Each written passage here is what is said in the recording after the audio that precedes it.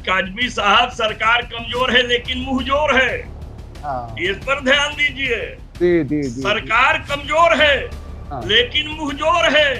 इसके मन में चोर है, दिखता कुछ और है और कहता कुछ और है, करता कुछ और है। जिसे ये बच्चा समझ रहे थे, जिसके बारे में बालक शब्द का प्रयोग किए, ये बच्चा तो इनके चच्चा निकल गया।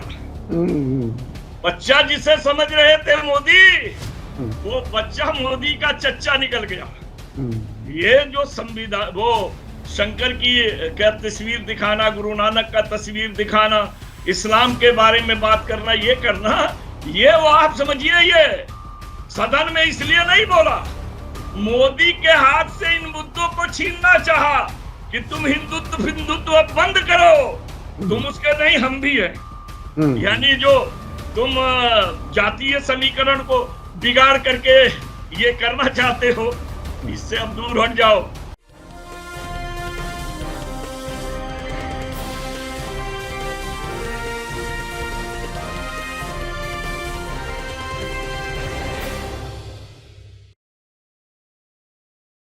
हेलो, नमस्कार, आदाब, सत श्री अकाल और सलाम अलैकुम। मैं हूं मोहम्मद अहमद काजमी, लेकर आया हूं आपका पसंदीदा कार्यक्रम आपके रूबरू। नरेंद्र मोदी जी की सरकार बन गई, तीसरी बार उन्होंने सरकार बनाई है। 400 का दावा था, 240 पर अटक गए, लेकिन सरकार बना ली जोड़ तोड़ करके। कुछ लोगों का यह कहना था कि यह सरकार बहुत ही मजबूर है, अब उनका गुरूर खत्म हो गया, मगरूर से मजबूर बन गए। लेकिन अब तक की जो खबरें हैं, उनकी मर्जी के अपने कैबिनेट मिनिस्टर, अपनी मर्जी का स्पीकर, ये सब वो कर चुके। लेकिन 2 दिन पहले जो कुछ हमें सुनने को मिला, वो लोकसभा में जिस तरह से राहुल गांधी ने हिंदुत्व की और बीजेपी की हिंसा को हिंदू से नहीं जोड़ा जा सकता, उस किस्म की जो बहस की, उस वक्त बहुत ही मोदी जी का चेहरा सुर्ख हो रहा था। उसके बाद उन्होंने जवाब दिया। तो ये अब आगे सरकार कैसे बनेगी, इस जो ये मूड लोकसभा में सामने आया है सरकार का और अपोजिशन लीडर राहुल गांधी का, और तमाम अपोजिशन मुत्तहिद नजर आया। अब आगे सरकार कैसे चलेगी, क्या कुछ होगा, ये सब बात करने के लिए मेरे साथ खास मेहमान है शब्बीर विद्रोही साहब, जो नागपुर में रहते हैं। उनका वो एक सोशल एक्टिविस्ट हैं, एनसीपी से ताल्लुक है और बहुत ही बेबाक अंदाज में अपनी बात रखते हैं। अब से पहले भी आप उन्हें हमारे चैनल पर, दूसरे चैनलों पर देखते और सुनते रहे हैं। शब्बीर विद्रोही साहब, वेलकम है आपका मीडिया स्टार वर्ल्ड को, आपने वक्त दिया उसके लिए शुक्रिया। आप ये बताइए कि लोकसभा में जो कुछ हुआ, जिस तरह से राहुल गांधी ने भिगो भिगो करके, एक तरह से जिसे कहते हैं खूब मजाक उड़ाया, क्रिटिसाइज किया और हत्या के स्पीकर पे उन्होंने सवाल उठा दिया कि मुझसे आपने ऐसे हाथ मिलाया और उनके साथ सर झुका करके ऐसे मिले। तो उन्होंने बहुत सी चीजें एक्सपोज करने की कोशिश की है, इस सरकार की जड़ें हिला दी। लेकिन उसके बाद नरेंद्र मोदी जी ने कह दिया कि ये बालक बुद्धि लफ्ज इस्तेमाल किया उन्होंने राहुल गांधी के लिए। तो आप इस सब को किस तरह से देख रहे हैं, आगे की आने वाली सियासत किस तरह से चलेगी, हम इस लोकसभा में क्या कुछ देखेंगे? अयोध्या का एमपी बार बार खड़ा होकर के कह रहा है कि बीजेपी के हिंदुत्व को नकारा है अयोध्या के लोगों ने, जहां राम मंदिर बना करके वो पूरा देश जीतना चाहते थे। आप इसे कैसे देख रहे हैं? काजमी साहब, आपके दर्शकों का अभिवादन करते हुए, आदाब अर्ज करते हुए मैं आपके सवालों की तरफ आता हूं। देखने के कई होते हैं और जब चारों तरफ से देखते हैं तो एक तस्वीर बनती है। सवाल ये उठा कि चुनाव के बाद के ये पहला हमारे 2024 का मानसून सत्र का शुरुआत था, जो केवल 24 को शुरू हुआ और शपथ ग्रहण होने के बाद 26 को स्पीकर बने और 2 तारीख को इसका जो है समापन भी हो गया। तो ये चीजों में जो राहुल की बात आपने की, राहुल ने एक चीज तो साबित कर दिया, जिसे इन लोगों ने पप्पू बनाने के लिए हजारों करोड़ रुपया नुकसान किया, लगाया कि ये पप्पू बन जाए। लेकिन वो उससे पप्पू कम सदन में बोलकर वो पॉपुलर ज्यादा हो गया। पप्पू से तो हट गया, पॉपुलर ज्यादा हो गया। सवाल यह है कि वो आदमी शब्द जो है, देखिए अक्षर ज्ञान की संस्थाएं जो है डिग्रियां देती है, सामाजिक ज्ञान से शब्द और शब्दावली मिलते हैं। राहुल गांधी ने जो बात रखी वो सत्य से जुड़ी हुई रखी। शब्दावली में थोड़ा सा हेर फेर हो सकता है कि अच्छे शब्दावली का प्रयोग और बुरे शब्दावली का प्रयोग अलग होता है, और कहने में लचकपन आ जाना एक अलग बात होता है। तो वो अपने जगह पर है, लेकिन उसने जिस तरह का भाषण दिया, उसने ये साबित कर दिया कि अब मैं अपने जिम्मेवारी को उठाने के काबिल, लोगों ने जो मुझे बना दिया है, मैं उस जिम्मेवारी को उठाने के लिए तैयार हूं। उन्होंने कांग्रेस की बात नहीं की, उन्होंने पूरे विपक्ष की बात की, और विपक्ष का प्रतिनिधित्व करते हुए उन्होंने संवैधानिक प्रश्नों को उठाया और भारत के धर्मनिरपेक्षता के प्रश्न को आगे लेकर चलने का काम किया।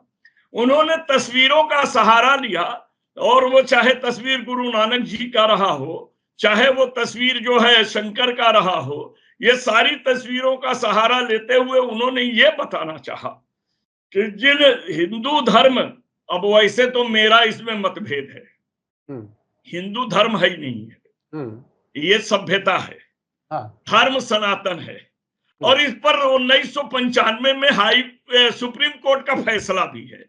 अगर आप कहेंगे तो मैं फैसला आपको भेज दूंगा, आपके इस पर व्हाट्सएप पर भेज दूंगा। उसने हिंदू धर्म को माना ही नहीं, बल्कि उस पर बहुत कुछ कह दिया, समझ रहे कि नहीं। और रह गया ये कि अगर सभ्यता है तो सभ्यता ही तो सबसे बड़ी चीज है। सभ्यता धर्म का प्रतीक बनता है, सभ्यता धर्म को मजबूत करता है, सभ्यता धैर्य को जन्म देता है, सभ्यता मानों और दानों का अंतर बताता है। तो ये सभ्यताओं के बीच की बात है। राहुल ने ये कहने का कोशिश किया, और आज उसको इन्होंने दूसरे ढंग से भजाने का कोशिश किया। राहुल ये कहना चाहे कि वो जो नफरत को पैदा करे वो हिंदू नहीं है, और उसको कहते वक्त वो ये कहना चाहे कि भाजपा हिंदू की ठेकेदार नहीं है, आरएसएस हिंदू की ठेकेदार नहीं है, हम भी हिंदू हैं, ये वो साबित करना चाहे। सवाल तो सच है, कोई किसी का ठेकेदार नहीं है, सभी धर्मों के रक्षा के लिए धर्माचार्य बने हुए हैं। मोदी जी, तुम लोकतंत्र में आकर के प्रधानमंत्री बने हो, तुम धर्माचार्य नहीं हो, तुम लोकसभा के सदस्य हो, देश के प्रधानमंत्री हो, तुम संविधान के द्वारा देश के लोगों की रक्षा करना, सुरक्षा करना, उनको देना, उनकी सुविधाओं का इंतजाम करना, उनमें विकास की भावनाओं को लाना और विकास का रास्ता और योजना बनाना, तुम इसके लिए हो। तुम धर्म की रक्षा के लिए नहीं हो, तुम संविधान की रक्षा के लिए हो। अब ये तो बात आती है, लेकिन आप जानते हैं कि बहुत हल्का उदाहरण लोग दे देते हैं कहीं कहीं कि कुत्ते की दुम को बोतल में भी रखो तो टेढ़ा रहेगा, वो कभी सीधा नहीं होता, समझ लीजिएगा। कोई जानवर का कोई भोजन हो तो वो अपना भोजन छोड़ती नहीं है। ठीक उसी तरह यह आदमी के अंदर, यह आदमी अहंकारी है, और ये खुद अपने मुंह से कह चुका है कि मैं बायोलॉजिकल नहीं हूं। तो जब ये बायोलॉजिकल नहीं है तो इंसान नहीं है, और जब इंसान नहीं है तो इसके अंदर इंसानियत कहां से आएगी? जब मानव नहीं है तो इसके अंदर मानवता कहां से आएगी? समझ लीजिएगा। तो अब जो आदमी खुद कहता है कि मैं बायोलॉजिकल नहीं हूं, अब इसके बारे में अगर आप बात करेंगे तो मैं ये बड़ा साफ शब्दों में कह देना चाहूंगा, बड़े छोटे शब्दों में कहना चाहूंगा कि जिसे ये बच्चा समझ रहे थे, जिसके बारे में बालक शब्द का प्रयोग किए, ये बच्चा तो इनके चच्चा निकल गया। बच्चा जिसे समझ रहे थे मोदी, वो बच्चा मोदी का चच्चा निकल गया। ये जो संविधान, वो शंकर की क्या तस्वीर दिखाना, गुरु नानक का तस्वीर दिखाना, इस्लाम के बारे में बात करना, ये करना, ये वो आप समझिए, ये सदन में इसलिए नहीं बोला, मोदी के हाथ से इन मुद्दों को छीनना चाहा कि तुम हिंदुत्व बंद करो, तुम उसके नहीं, हम भी हैं। यानी जो तुम जातीय समीकरण को बिगाड़ करके ये करना चाहते हो, इससे अब दूर हट जाओ। हम्म, जनता ये शायद चीजों को समझ ली। तो अब इनका तो ये है कि अब ये बच्चा इनका चच्चा निकल गया। और सबसे बड़ी बात हर जगह होता है, इमाम हमसे उम्र में छोटा भी हो, अच्छा, मैं लेकिन आगे आगे बढ़ने से पहले मैं कुछ और, मैंने एक पत्रकार के तौर पर जो चीज महसूस की वो ये कि जो बातें कभी पब्लिक डोमेन में डिस्कस नहीं की जाती वो राहुल गांधी ने अपनी तकरीर में बोल दिया। मिसाल के तौर पर स्पीकर के बारे में बोल दिया कि सभी लोग जो हैं मेंबर हैं इस लोकसभा के और आपको सबसे एक तरह से मिलना चाहिए। मुझसे आपने हाथ मिलाया तो ऐसे बिल्कुल जैसे ठंडा एक रिएक्शन होता है और मोदी जी के आप सामने ऐसे झुक गए। तो उन्होंने ये बात पब्लिक डोमेन में डाल दी कि मोदी जी के ये नौकर हैं। ये बिल्कुल एक तरह से कह दिया उन्होंने। तो इस किस्म की बात कभी पब्लिक में की नहीं जाती। आपको क्या लगता है कि लोकसभा में ये बात कह करके राहुल गांधी ने क्या हासिल करने की कोशिश की है? देखिए, सबसे बड़ी बात क्या है, कहावत है बहुत पुरानी, मुंह खाती है तो आंख शर्माती है। समझ? अरे राहुल गांधी, क्या उम्मीद रखते हो तुम ऐसे इंसान से जो दबा हुआ है उसके एहसान से? आज जो एहसान से दबा हुआ है उस इंसान से तुम उम्मीद रखते हो? जो मुझको ये कहना वो झुक के मिले या रुक के मिले या ढुक के मिले या दंडवत करे या चरण छुए, लेकिन जब वो तुम्हारे भाषण को अपने उसमें से निकाल दे रहा है, रिकॉर्ड से बाहर कर दे रहा है, सवाल यहाँ है कि लोकतंत्र में सब प्रतिनिधि हैं, सब जनता के प्रतिनिधि हैं, लोकसभा के सदस्य हैं, जनता ने भेजा है, ये किसी के चपरासी नहीं है। जिस तरीके से वो कश्मीर के संसद को डांटा, अगर उसकी जगह हम होते तो इनको हम बता देते कि तुम क्या हो और हम क्या हैं। तुम भी प्रतिनिधि हो, हम भी प्रतिनिधि हैं। तुम्हारे चमचे ज्यादा हैं इसलिए उस कुर्सी पर बैठे हो और हमारा कोई पप्पू यादव ने तो वहीं सुना दिया। पप्पू यादव ने तो वहीं खड़े होकर सुना दिया स्पीकर को, तुम अपने होश में रहो, तुम भी मेंबर हो और हम भी मेंबर हैं।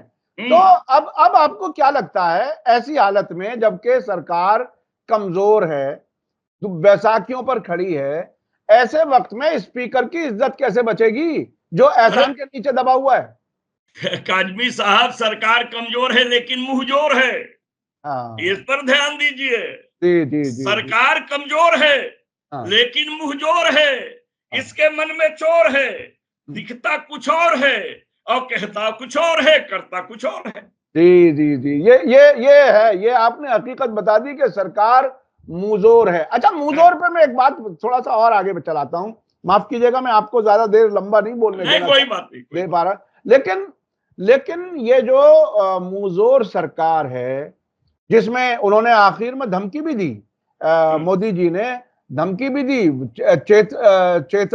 चेतावनी भी दी, तो आपको क्या लगता है कि ये संख्या में कमजोर होने के बावजूद इन्होंने अपने साथ आने वाले चंद्रबाबू नायडू और नीतीश कुमार को वो कौन से फॉर्मूले में फंसाया है कि उन्हें ये यकीन है कि ये कहीं नहीं भागेंगे? आपको क्या लगता है, एक सियासी नजरिए के तौर पर आप कुछ ऑब्जर्व तो कर रहे होंगे, चूंकि 240 वाली तादाद का प्राइम मिनिस्टर इतना सीना ठोक के नहीं चल सकता। क्या आपको लगता है कि सीबीआई, ईडी या दूसरे और जो धमकियां आपसे पहले होती रही हैं वो सिलसिला जारी रहेगा इस सरकार में भी? और कौन सा ऐसा लालच या खौफ है इन दोनों लीडरों को जिनके बैसाखी पर ये सरकार चल रही है? मोदी जी ने इनको कैसे हैंडल किया होगा, तो कुछ अंदाजा? सुनिए, ये नहीं कि हैंडल होने की वजह से वो सरकार में आ गए। हैंडल के जानते हैं, किसी भी आदमी को हैंडल करने के दो तरीके होते हैं, एक भय और दूसरा लोभ। बिल्कुल, मैं वही कह रहा हूं और मुझे ऐसा लग रहा है कि ये दोनों है इनके साथ, लोभ और भय। वहां भी चुनाव होने को है, यहाँ चुनाव हो गया है, यहाँ विकास के लिए पैसा चाहिए और पैसे के लिए दे दो नहीं तो सरकार गिरा देंगे। नायडू के सामने ये मामला है, समझ रहे? अपनी किस्त लेने के लिए वो आ भी गया है कि पहली किस्त दीजिए, महीना हो गया, समझ रहे कि नहीं। अब ये क्या किस्त देते हैं वो जाने। लोभ और भय की सरकार ज्यादा दिन नहीं चलती है, क्योंकि लालच जब बढ़ने लगता है तो भी एक दिन विवाद पैदा होता है, और विवाद जो विघटन के तरफ लेके चला जाता है। और भय भी जो है, धीरे धीरे भय निकल जाता है तो आदमी भय मुक्त होकर के लड़ने की तैयारी करता है। नीतीश कुमार ने ये समझ लिया है कि अब हम लालू के तरफ जाएं कि न जाएं, हम फंसे हुए हैं। और विधानसभा 25 के बजाय वो 24 में ही कराने के मूड में है। और वो ये चाहता है कि इनको हम सरकार में रोक के रखेंगे, तब हमारा जो है सीट वहां बढ़ेगा, विधानसभा में हम ज्यादा से ज्यादा सीट लेके फिर हम मुख्यमंत्री बनेंगे या हमारी पार्टी का मुख्यमंत्री बनेगा। तो ये धीरे धीरे चलेगा, कितने दिन चलेगा जानते हैं। पत्नी और प्रेमिका को अलग अलग रखने से भी किसी दिन भेद खुल जाता है, ऐसा नहीं है कि नहीं खुल जाए, कुछ न कुछ हो जाता है, वो कराने वाला जानता है। संख्या बल सत्ता के पास है, इसमें कोई शक नहीं। संख्या बल है लेकिन मनोबल नहीं है, याद कर लीजिएगा। जी। और मनोबल सदन को चलाता है, संख्या बल केवल सरकार बनाती है। और सरकार तो बन गई है, लेकिन इनके पास मनोबल नहीं है कि किसी भी सवाल का ये मुकाबला कर सके। और इसका उदाहरण मैं आपको देता हूं। जब आपको मालूम है, विपक्ष का नेता जब बोल रहा है तो संसद के सत्ता पक्ष सुनते हैं और अपने समय में जवाब देते हैं, लेकिन बीच में ही प्रधानमंत्री उठ करके टोक रहे हैं, गृह मंत्री टोक रहे हैं, रक्षा मंत्री टोक रहे हैं, और भी मंत्री टोक रहे हैं। इससे साबित ये हो गया कि इनको जो है चुभ रहा है, यानी राहुल जो चाहता था वो हो रहा है। राहुल तो अपने शब्दों से चाहता था कि इनमें चुभन पैदा हो, और ये बार बार खड़ा होकर के राहुल के महत्व को बढ़ा रहे थे। ये बात समझ लीजिएगा, महत्व बढ़ा रहे थे, इनका छटपटाना ही उसका मनोबल बढ़ा रहा था। इसीलिए मैं कह रहा हूं, इनके पास सिर्फ संख्या बल है, मनोबल से ये विहीन है। और आपको मालूम है, ये सरस्वती विहीन लोग हैं। मोदी जी कितना पढ़ा लिखा है मैं नहीं जानता, सरस्वती भी इसके पास नहीं है। अगर सरस्वती होती तो ये अपने आप को बायोलॉजिकल और अनबायोलॉजिकल की बात नहीं करता। सरस्वती एक अलग चीज है, तो ये इनके पास वो भी नहीं है। राम को उंगली पकड़कर लाने वाले बात आज दूसरे की बैसाखी पर खड़ा हो गया। जो राम को ला सकता है अपनी सरकार नहीं ला सकता है। ये भी बात को आप सोच लीजिए।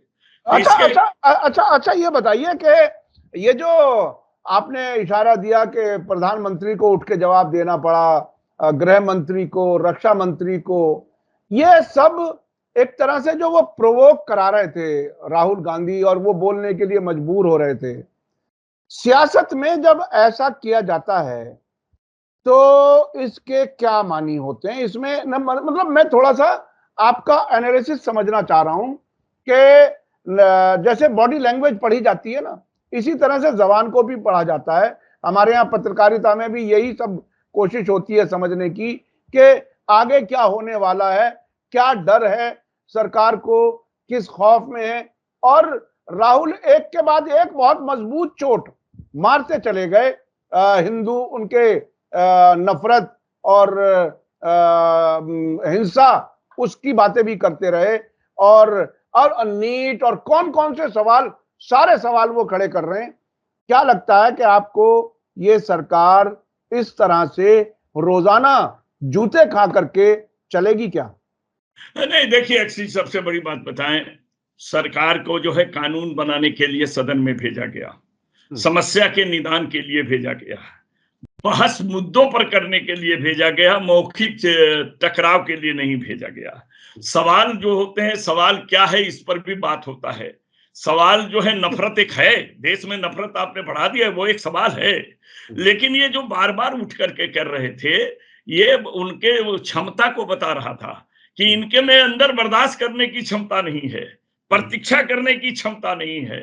और भय की बात आप कर रहे हैं, काजवी साहब ये इतना डरपोक है कि भाजपा का संसदीय बोर्ड की मीटिंग नहीं बुलाया आज तक।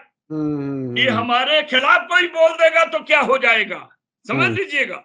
तो वो तो एनडीए के नाम पर बैसाखियों को लेके आगे बढ़ गया कि मेरे पैर कमजोर जरूर है लेकिन बैसाखी बड़ी मजबूत हमारे साथ लग गई है, इसलिए हमारी सरकार को बना दीजिए। देखिए, और मुर्मू ने भी वहां पर भारत के संविधान का अपमान किया। आप पूछेंगे कैसे? दही और शक्कर खिलाना यह शुभ है, लेकिन एक भाई को बहन खिला सकती है, बेटा को मां खिला सकते हैं, लेकिन राष्ट्रपति के पद पर रहते हुए तुम राष्ट्र की प्रतीक हो, तुम किसी एक व्यक्ति का शुभ चिंतक नहीं बन सकती हो, तुम्हें देश का शुभ चिंतक बनना है। और जिसके अंदर इस तरह की चीजें न हो, अब चलता है क्या कीजिएगा, जो चीजें धीरे धीरे धीरे धीरे चलते चलते सब कुछ चलने लगा इस देश के अंदर। आज मुसलमान पर बात करते हैं, देखिए ये आपके विषय से थोड़ा सा हटके मैं बात कर रहा हूं, जब नहीं। जी जी बिल्कुल बिल्कुल बिल्कुल। लेकिन मैं ये बात इसलिए कह रहा हूं, सुनिए, इनसे पूछो मुसलमान मजहब है, कहते मजहब के नाम पर आरक्षण नहीं देंगे। मजहब तो इस्लाम है, मुसलमान तो उसके मानने वाले को कहते हैं। जैसे सनातन धर्म है, उसके मानने वाले हिंदू हैं, और हिंदू को आरक्षण मिल सकता है, ये जाति में नहीं आता। तो मुसलमान किस में आता है बाबा? धर्म में आता है कि जाति में आता है? बताओ। हिंदू अगर जाति में आता है तो मुसलमान जाति में आता है, धर्म में नहीं आता है, धर्म इस्लाम है। लेकिन इस बुद्धिहीन लोगों से हम लोग बुद्धि की क्या बात करेंगे? जिनको किसान आतंकवादी दिखाई देते हो और मुसलमान को ये कपड़े से पहचानते हो, और उन्हीं की नकल करके ये अपनी दाढ़ी भी रखता है और अपना कुर्ता पैजामा जैकेट भी मुसलमानों जैसा पहनता है, तो इस पर बहस क्या किया जाए? ये सब नगड़ी हो जाता है। अच्छा आपने मुसलमानों की बात छेड़ी। इस बार लोकसभा में मुसलमानों की जो तादाद आई है, आपके उसके बारे में क्या राय है, क्या कुछ है? क्या पॉलिटिकल पार्टियां मुसलमानों को कोई नुमाइंदगी देना चाहती हैं या नहीं? क्या सिर्फ बीजेपी मुसलमानों के खिलाफ है या दूसरी पार्टियां भी मुसलमानों को अहमियत नहीं देती? वो थोड़ा सा मैं एक जनरल आपसे समझना चाहता हूँ। देखिए, एक चीज सुनिए, बैंड बाजा में एक मास्टर होता है और बाकी भर्ती भरते हैं, समझ लीजिएगा। यहाँ पर खुला हुआ दुश्मन भाजपा है, छुपे हुए दुश्मन हजारों हैं, समझ लीजिएगा। नेता को किस चीज से प्यार है? जिसके आखिर में टॉ है, नोट और ओट, ये दो चीज से प्यार है, सोच लीजिएगा। अब नोट कौन देगा? पूंजीपति, समझ लीजिएगा। वोट कौन देगा? जिनकी संख्या भारी है, गरीब और अमीर सभी वोट देंगे। आज ये हो गया है कि भारत में मुस्लिम विरोधी ऐसी लहर चला दी गई है कि हर दल के नेता के दिल में बैठ गया है कि मुसलमान को गले लगाएंगे तो हिंदू वोट टूट जाएगा, समझ लीजिएगा। इसलिए वो मुसलमान की बात जबान से कहते हैं मगर दिल से नहीं कह करके गले लगा करके लेकर नहीं चलते हैं, हाथ मिलाकर थोड़ा हिला लेते हैं। यही है, किसी भी दल के अंदर देखेंगे तो उनके दिल में मुसलमानों के प्रति हमदर्दी हो सकती है, वोट लेने के लिए हमदर्दी हो सकती है, या इस देश के संविधान को बचाने के लिए हमदर्दी हो सकती है, लेकिन इनको आगे बढ़ाने की योजना किसी भी पार्टी के अंदर नहीं है। मैं बड़े खुलेआम शब्दों से कहता हूं, मुझे कोई निकाल देगा, कहीं से भी निकाल दे, हमें परवाह नहीं है। हम इस बात वही कहेंगे जो बात में हकीकत हो, समझ लीजिएगा। कोई कम है, कोई ज्यादा है। आप पूछिए कौन सी पार्टियों ने मुसलमानों को ज्यादा टिकट दिया? समाजवादियों ने दिया, या मुस्लिम से जुड़े हुई पार्टियों ने दिया, या कांग्रेस ने दिया, या तृणमूल ने दिया? समझ लीजिएगा। आप बताइए, एनडीए से जुड़े हुए लोगों ने कहा दिया? एनडीए का जो ग्रुप था कहां दिया? भाजपा ने एक भी टिकट नहीं दिया। और कश्मीर में से देखिए निर्दल जीत कर आए, पार्टियों को ठुकरा दिया गया। ये इस बात को साबित किया कि तुम मुंह देखी बातें करते हो, और मुंह देखी बातें नहीं, इस पर एक शेर है साहब कि मैं तो दर्पण हूं, मैं दर्पण यानी आईना, आईना, मैं तो दर्पण हूं, मेरा काम सच दिखाना है। मैं तो दर्पण हूं, मेरा काम सच दिखाना है, झूठ की ख्वाहिश है तो सामने से हट जाओ। यानी आप अगर शीशे के सामने आओगे तो हकीकत तो सामने आएगी। अगर आपको अपना चेहरा दुनिया ना देखे, ना पहचाने, तो आप आईने के सामने से हट जाओ। तो ये है हकीकत सियासी पार्टियों की भी, ये वाकई बहुत ही अजीब है। मैं सुन रहा था ओवैसी तकरीर में कह रहे थे कि 14-15% मुसलमान और 4% जीत करके आते हैं, नुमाइंदगी 4% लोगों को मिली है। तो ये एक अफसोसनाक बात है। जब नुमाइंदे ही नहीं पहुंचेंगे तो बात कौन करेगा। और पहले अगर इनसे पूछिए, वो छोड़ दीजिए, अवेसी से पूछिए, हाँ अवेसी से पूछिए। हाँ गाय झुंड में रहती है, हाँ शेर झुंड में रहता है क्या? हाँ, शेर अकेला रहता है। सुन लीजिएगा। हाँ दूसरी चीज सुनिए, गाय जो है घास खाते वक्त सिंग नहीं चलाती है, लेकिन शेर गोश्त खाते समय एक दूसरे से लड़ जाते हैं, कुत्ते लड़ जाते हैं, बिल्ली लड़ जाती है। मुस्लिम कौम जो है गोश्तखोर कौम है, ये गोश्त खाती है, और ये गोश्त खाती है तो गुर्राती है, समझ लीजिएगा। आपस में से आपने क्या बना के रख दिया है, शिया है, सुन्नी है, वहाबी है, अहले हदीस है, समझ लीजिएगा, देवबंदी है, बरेलवी है, फलाना है, धमाका। आपने तो 73 फिरके बना दिए। अकायद और फवायद के लिए एक नहीं हो सकते हो तो कवायद के लिए कहां एक हो जाओगे? बिल्कुल समझ लीजिए, बिल्कुल। आज 7% केवल ब्राह्मण की आबादी है और 20% लोकसभा में बैठे। ये बात मत कहिए, ये इसलिए मत कहिए कि हम बदलें, और मेरा कहना है, बड़ा साफ कहना है कि कुछ हम बदले, कुछ तुम बदलो, तब जाके जमाना बदलेगा। बेशक रावी की रवानी बदलेगी, सतलज का मुहाना बदलेगा। कुछ हम बदले, कुछ तुम बदलो, तब जाके जमाना बदलेगा। यकीनी तौर पर, यकीन, और खास तौर पर मुसलमानों को तो इस पर बहुत ही संजीदगी से गौर करना चाहिए। देखिए, जो ईरान के इनकलाब के लीडर थे वो अक्सर यही कहते थे कि जो भी सुन्नी और शिया की बात करता है, इख्तलाफ बढ़ाने की बात करता है, ना वो सुन्नी है ना शिया है, बल्कि वो दुश्मन ताकतों का, इस्तेमारी ताकतों का एजेंट है। और जहां हम एक अल्लाह को मानते हैं, एक खाने काबा को मानते हैं, एक कुरान को मानते हैं, एक नबी को मानते हैं, इतने सारे कॉमन ग्राउंड्स होने के बावजूद हम अगर अलग अलग सोचते हैं तो ये नुकसान है। बल्कि मैं तो इससे आगे की बात करता हूं, इंसानियत की बुनियाद पर तमाम इंसानों को एक साथ आना चाहिए, न सिर्फ मुसलमानों। ये हमारे नबी की सबसे बड़ी सबक है। बिल्कुल बिल्कुल। आप पढ़िए, कुरान ने कहा कहीं या युहल मोमिनीन कहा, या युहल आमिनून कहा, कहीं या युहल मुस्लिमीन कहा क्या? नहीं कहा। ऐ ईमान वालो, ऐ मोमिनो।